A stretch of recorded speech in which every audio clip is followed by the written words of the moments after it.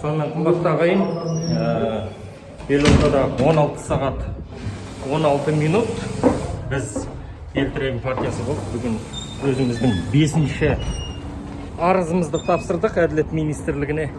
Өздеріңіз куә болдыңыздар. Мен сіздерден алдын ала кешірім сұраймын. YouTube контентінен тікелей эфир жасау мүмкін болмады. Әртүрлі техникалық кедергілер шықты күтпеген жерден.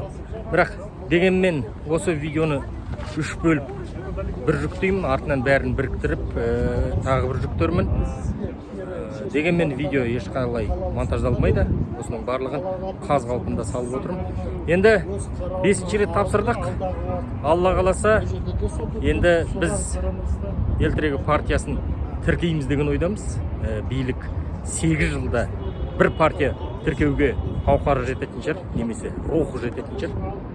Қоғам белсенділерінен, халқынан, өз халқынан қорқатын ештеңесі жоқ. Бір партияны тіркеу биліктің ешқандай жаңағы қитұрқы әрекеттерін тудырмайды деп сенемін.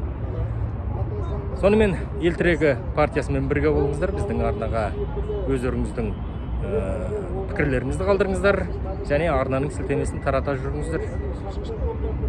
Аман болайық ағайын.